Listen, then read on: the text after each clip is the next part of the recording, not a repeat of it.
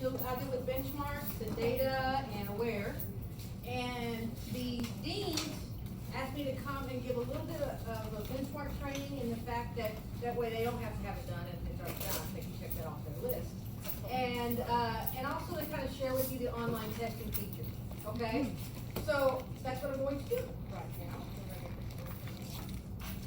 So first off, everything you need to know about benchmarks can be found on the benchmark webpage. Okay, you get to it very simply. First, you have to log in.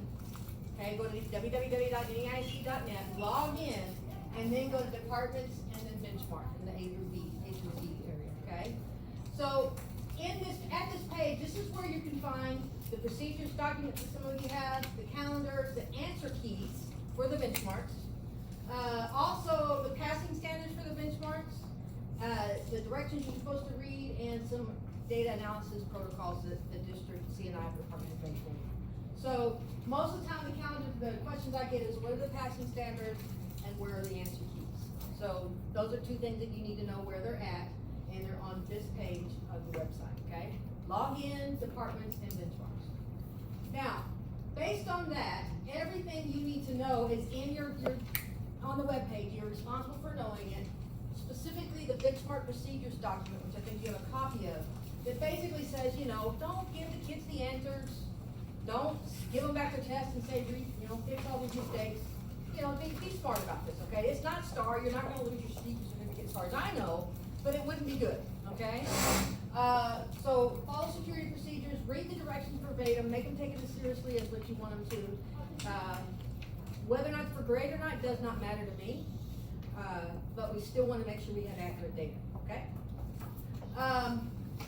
Besides that, please make a plan for when you're going to print your answer documents. Don't print them too early, but don't wait till the day of either, okay? If a student comes in the day before the test, they will not have answer documents until a couple days later, okay? So you might want to take somebody else's answer document, white out the name, cover the barcode, and give them something so they can bubble their answers on.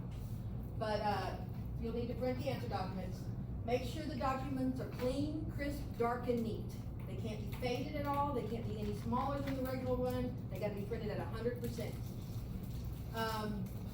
Plan for testing new students.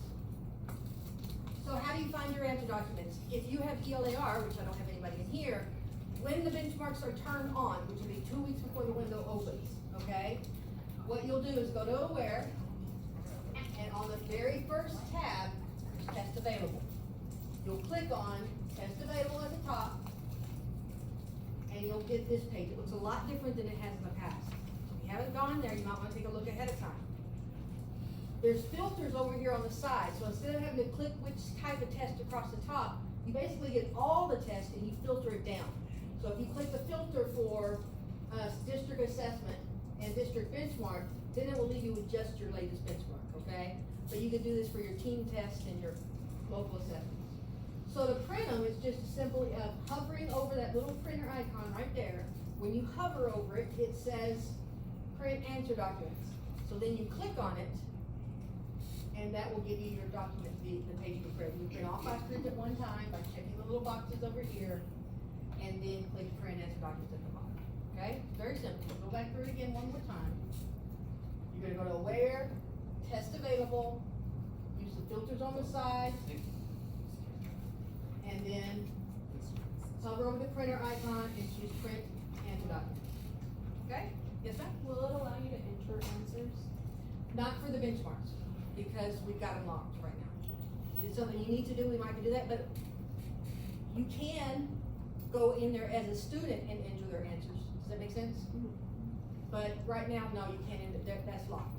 So if we do have a new student that doesn't have a Scantron, their data's just not gonna be in there? No, when you get the Scantron in, see, you can't print the answer document because they're not in the system. Okay. Once they get in the system, you can print the answer document or have them take it online and enter their answers. Okay? So, then you'll get a little file like this that you want to send through ROI to the printer, and you'll get your 3 little documents just like this. Okay?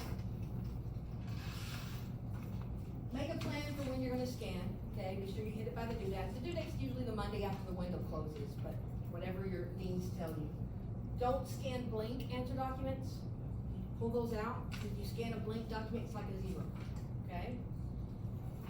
You might wanna note the absences in a student journal. It's the only way we'll know if they were absent or you just didn't get to take the test. Accommodations can be noted in a student journal, but they don't have to be. You have an IEP that you're following, and if you follow it, there's no reason for you to document that you're following it, okay? So if you're providing your student with additional supports, like maybe something for RTI, then you might wanna document it because you're trying to see, does this support help them, okay? But you don't have to document accommodations in the journal. Ensure all documents are scanned, hold on to the documents until you verify the data's in there. If you have any issues, try rescanning, that's usually the way to fix most of it. Alright, so online testing. The only one who can start an assessment is the teacher of record. If you wanna send the kids off to another teacher to test, you need to start the assessment as a teacher of record, okay? So the way to do that is you start out the same way. Go to Aware, you go to Test Available, same way we did before.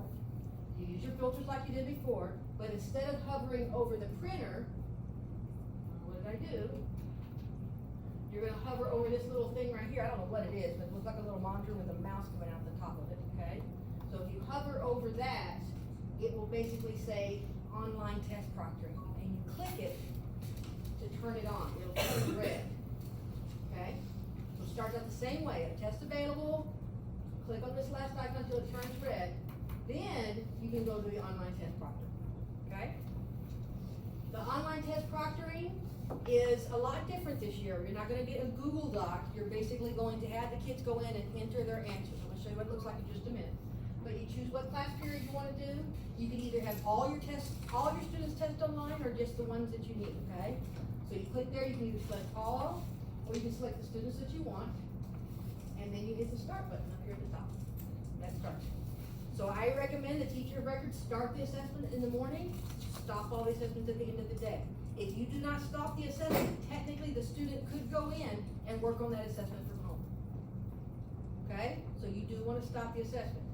If you want the student to, like you wanna use this for other purposes, like homework or whatever, you can have the students go in and enter their homework answers, so they can come in and be ready to go. It'll grade it, as soon as they hit submit, it's ready to go. This URL is the same URL no matter what assessment you're doing, okay? The student will go to the same URL every time. It is also in the launch pad for the student. The student would just go to the launch pad and the URL is listed right there, okay? It's one of their icons. I'm gonna show you what it looks like in just a minute, okay?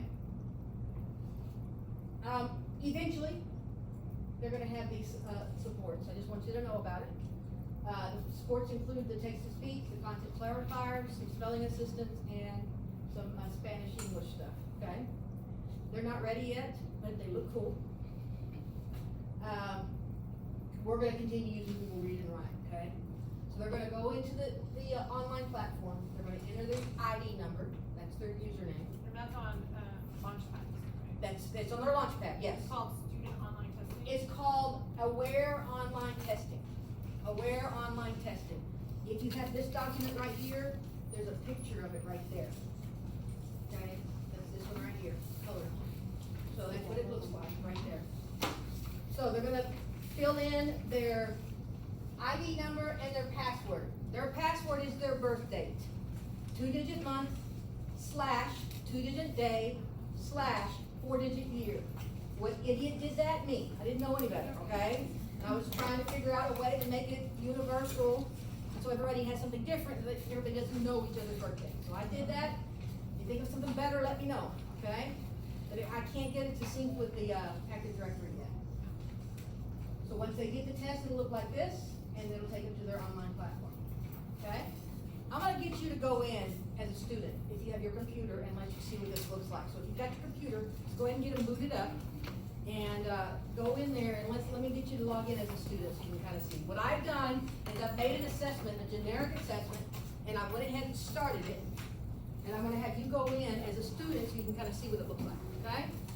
So get your computer logged in, turned on, get with a neighbor. You don't have one.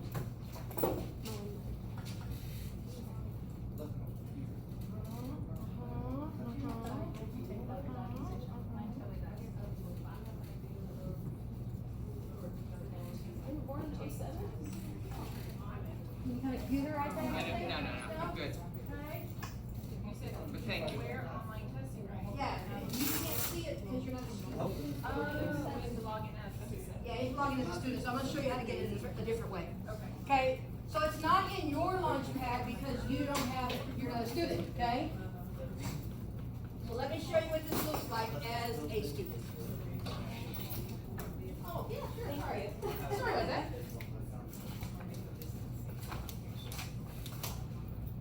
Okay.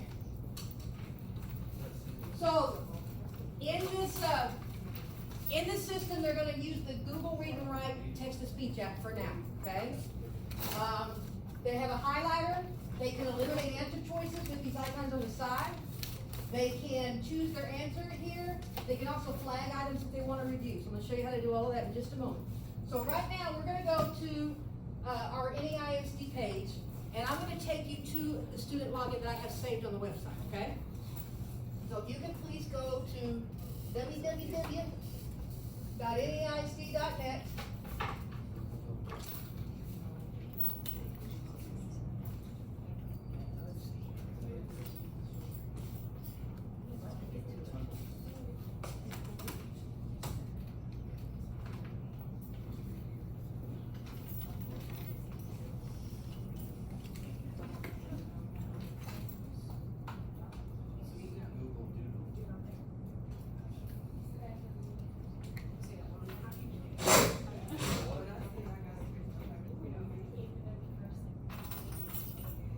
Okay, is everybody here? Everybody at the main page, correct? All right, so I have the student login saved on the Aware page. So if you go to departments, go to departments, and then scroll down to Aware. By the way, there's the benchmark right there. So go to Aware. Once you get to the Aware page, if you scroll down, it has the student profile section, and it says Aware Student Online Testing Platform right there. So you click on it, and then click on it again. And that takes you to the profile page. I've given you an ID number, and I've given you a birth date in the wrong format. I know, I'm a genius, okay? So please use the correct format. We need 4-digit year, okay? Most of these kids were born in 2000 and something. So you're gonna fill in the ID number. Then you're gonna fill in the password. Don't forget the slashes.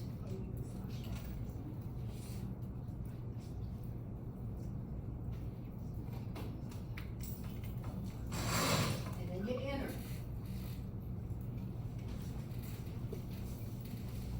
Okay, everybody get in? Get in, folks? Yes? Okay. So once you get in, if the student has any other assignments that are turned on, they'll all be listed here. Okay, so it's all the same URL for that kid. So you're gonna click on the test that we're looking at, which is called Tested in Practice. Now, for a English test, some passages can't be read, and some passages can be read. If it can't be read, you will see this little icon. That's because it's not supposed to be read, okay? So if you try to use the Google Read and Write app on this, it won't work. I've got it locked, okay? For a math question, I have most of the math kids, teachers here, I'm gonna go and choose a math question. So what you do is you turn on the Google Read and Write app, click on it one time, and it pops up, okay? You're gonna highlight some words, and then hit play. The graph of a quadratic function is shown on the grid. X, Y. Which equation best represents the axis of symmetry? Y equals 6. X equals 2. Y equals 4. You can slow it X down or equals speed it 0. up. Clear all. Previous. If you let it 1, keep going, it'll 2, read the whole 3. thing. So because remember, it's not made for this system, so we're using it. So it's ready to go for them, they don't have to like download it or get it. As long, they should already have it downloaded if they've logged into their Chrome. Does that make sense? So you eliminate choices by clicking on these minus signs. If you want to select a choice, you can't actually click on the dot. Elementary kids have a really hard time with that. You have to click on the actual words for that choice, okay? All right, if you want to highlight a section of it, you highlight it and then you choose the highlight, that'll highlight it, okay? So, that's how they could use that. I think it's a step in the right direction, guys. It's not perfect, but it's a step in the right direction, okay? Alright, if you go to the next button, so I've got another question here, so you can hear another one. A graph of a quadratic function is shown on the grid, y, x. Which coordinates best represent the vertex of the graph?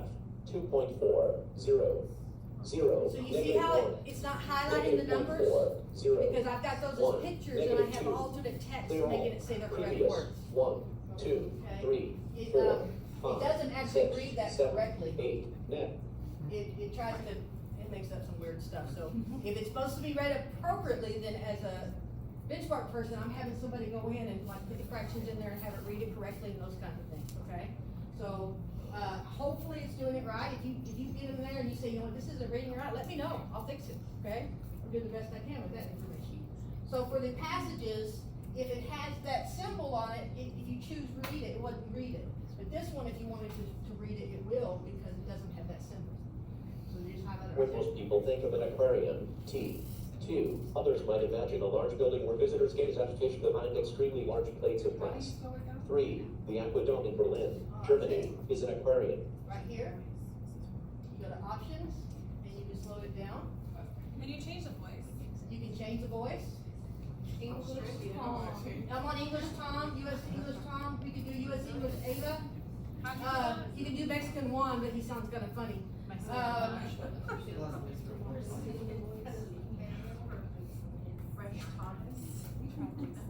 When two others might Let's slow imagine it way a down. large building where visitors gaze at fish That's a little bit behind extremely large plates Extremely of glass. large. 3.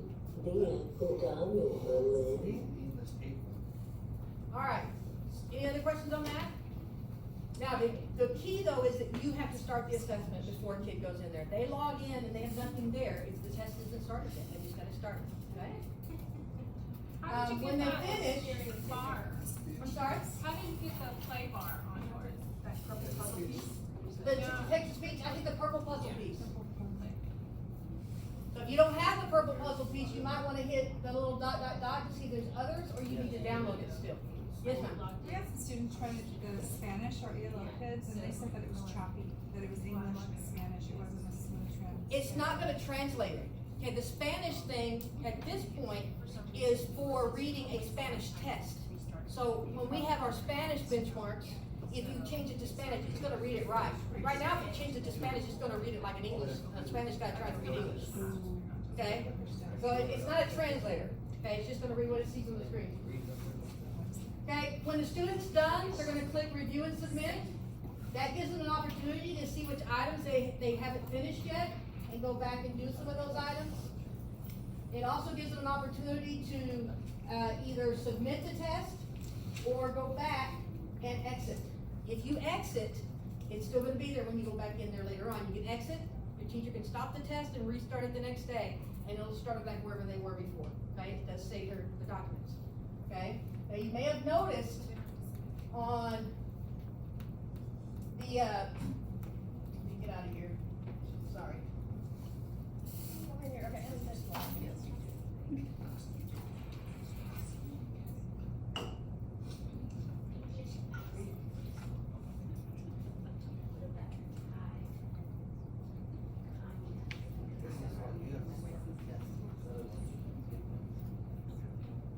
Yeah, if you, They have, teacher has to start. right, and stop it. Access. Right, so, because if you don't, then they can get to it anytime, so you start and stop it when you want them to work on it.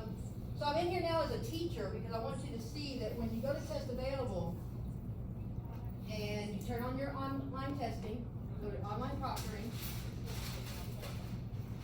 you choose the class period you want, you either select all students, because you can do like your whole benchmark on this if you want, like paperless.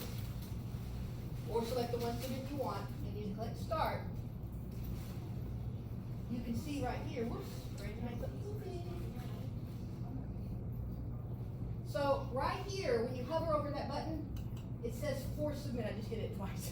Okay, it force submits it. The reason you would do that is if a student took the test the first day and didn't submit, you can basically go in there and go ahead and grade what they've done. Does that make sense?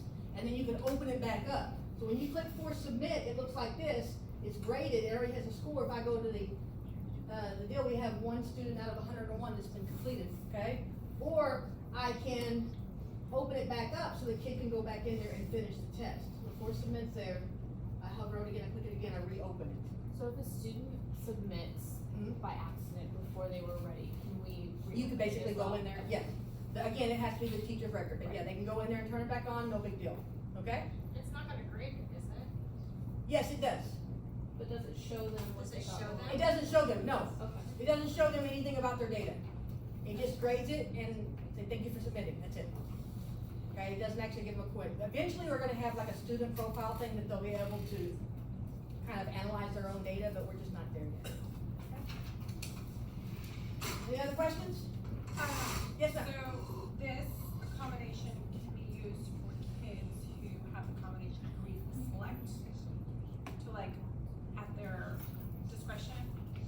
Correct. Right now, what we're using is the Google Read and Write, right? So technically, you don't have to turn on accommodations. You just get them in there, get them started, and they can go to the Google Read and Write. Okay, technically that right now is. Eventually, it'll be part of the program and you can turn it on and turn it off. But right now, we're just still using Google Read and Write, and we're using this to kind of mimic some of the features of the online platform, but it won't do them all, okay? So right now, anybody who you turn it on can use the Google Read and Write, or you monitor them and say don't use that, you know. Okay? Others? I Yes, saw, ma'am. I saw on one of the sheets somewhere that it said that we are not to give them a paper test along with us, is that? Technically, if you want to mimic STAR, that would be a true statement. I noticed that this one, it does say that, and I stole this from a dean at a middle school, and that was what they decided. That's up to y'all how you wanna handle that, okay? It's not my call, okay? I think I'd have extra copies there just in case something, drastic went crazy, but, 'cause this is not STAR, Alright? Yes, ma'am? Is there any, word on adding support to, when we wanna create a test to do online, other than benchmarks, to upload existing test platform questions, or do we still have to type everything in? Right now, we still have to type those in, and I don't think that's gonna change any. Okay, that's not gonna change any. Now, the content clarifiers, the other kinds of supports like rollovers and things like that, is coming. I wouldn't expect it this school year. They've been telling me about this online platform since November of 2017. They finally got it going, and I'm excited, but we're a long ways from it, so I wouldn't expect it anytime soon. And another quick question, with, the new AP College Board website with its online testing, if we copied and pasted questions into this, would be in violation, would we not? Technically, yes. We can't really use this for AP classes. Technically, that's correct. I mean, I'm not gonna be policing that, but, yeah. Any other questions? Alright, so, one other thing I wanted to share with you, they were asking me, let me go here and log out. They were asking me, where do we find our AIP kids, the kids that need an accelerated instruction plan, because I need to do those AIPs. When you go to Aware, and you go to My Student Groups, we won't have as many groups as I do, because I've got a bunch, but one of the groups, you scroll down, should be Accelerated Instruction Plan Biology retakes, Accelerated Instruction Plan Algebra 1 retakes. So those are the kids that need an AIP, okay? When you click on this, you will see every student in the campus, because you all have principal access. Okay, I see a select 7 of my students, so I was just. So you probably don't have principal access yet. Okay, so that's what Yeah, it is. if you want it, I can turn it on, but most people don't No, like it it was when they nice, want cause all my kids it. were like, Yeah, yeah. most people don't want it. Yes. Yes, yes, if yours is long like this, it's because, we decided to turn on principal access for Roosevelt 2 years ago, and y'all still have it. So you'll have to basically filter through this list or create a view that would do that. Somebody asked me to create a quick view, like a little video of how to create your own view, and I'll do that and send it to the department heads and the person who asked me for it, and maybe that might help you if you do have every campus there. Can we have your email? Yes, my email is bmerri, BMERRI, B as in. B as in boy for BranDe, and Mary, MERRI. Call me, email me anytime. I'm usually in my office and I can help. If you spend more than 5 minutes struggling with something, reach out, okay? Because you shouldn't be spending that much time And your phone fussing number? with things. Yes, Phone ma'am? number? 830-391-1939. That's my cell number. 391-1939. Office number is 407-0049. Okay? All right, any other questions? All right, so I know you don't have the test to try right now, but try it on your own. Make your own test. It's kind of cool. Thank you. Have a great day. Do you want to? I'd like the cards back, sure. I'll play around. I'll probably play